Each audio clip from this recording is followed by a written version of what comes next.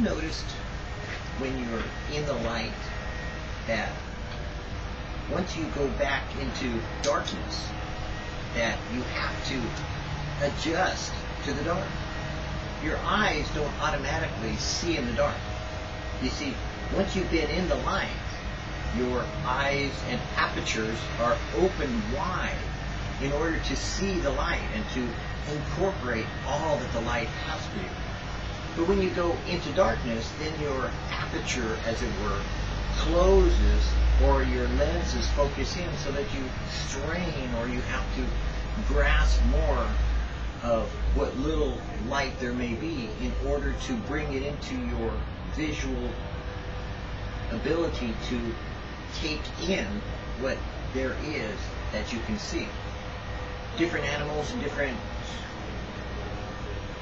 animals can see broader spectrums of light that we can see or can't see.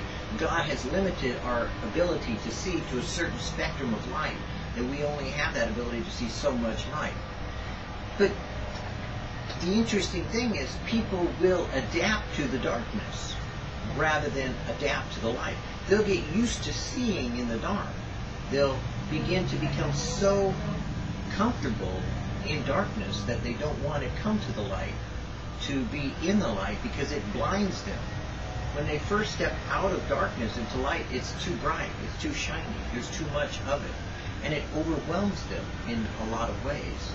And that's sad to say, true of each one of us, because when we come into God's presence, we are overwhelmed.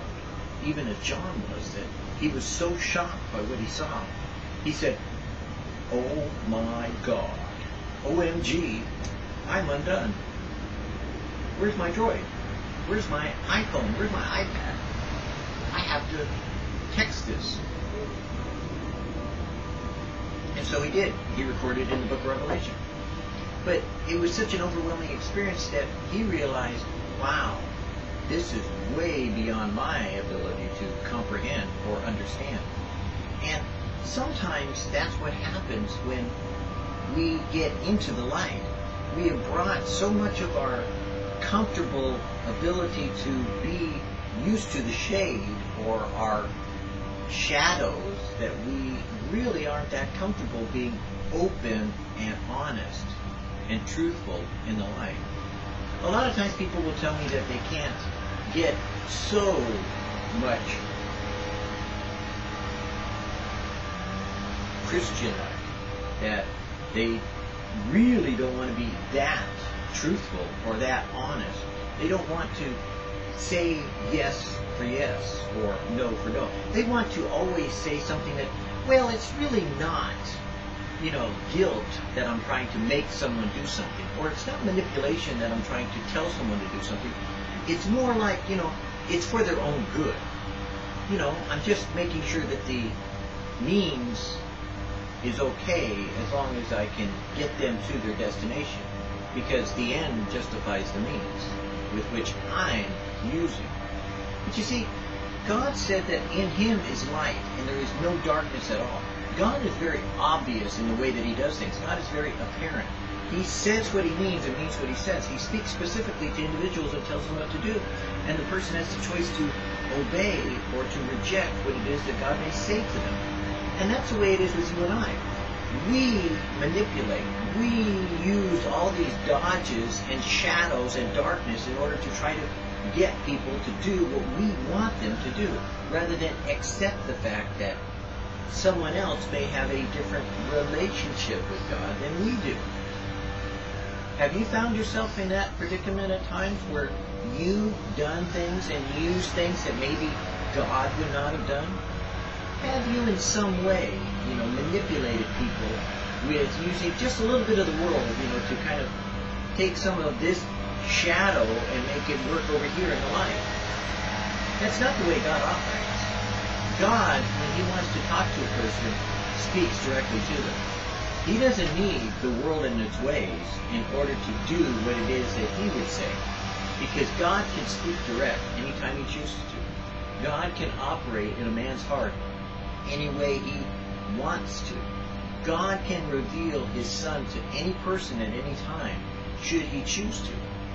That is the point with why we should not operate with the world's ways, but with God's ways, and do as the Lord tells us to do in operating in the light as he is in the light. Because we don't have fellowship with darkness. We have fellowship with the light. When you are doing anything with God or for God, make sure that it can be very obvious in all parts of it that it is done with God. So that way, when someone else looks at it with the light that they've been given, they can see that it's all above board and it's all according to what the Word of God declares. Because Jesus said, let your yes be yes and your no be no, and walk in the light as he is in the light, and you have fellowship one with another. But if you are using the world, if you are adding things to it, if you are trying to manipulate people in some way, in any way, shape, or form, then God will resist you by his Holy Spirit. Because he is the one who causes a person to come to him out of their love of God, not out of the manipulation of man that often seeks to cause someone through mental assertions to do something they would not do from a heart derivative, from a heart directed by God. Let God move in a person's heart, and don't try to manipulate a person's mind to make a mental assertion of faith. Rather, bring the light into all things that you're doing with God. And as you walk in the light, then you'll have fellowship not just with each other, but with God himself.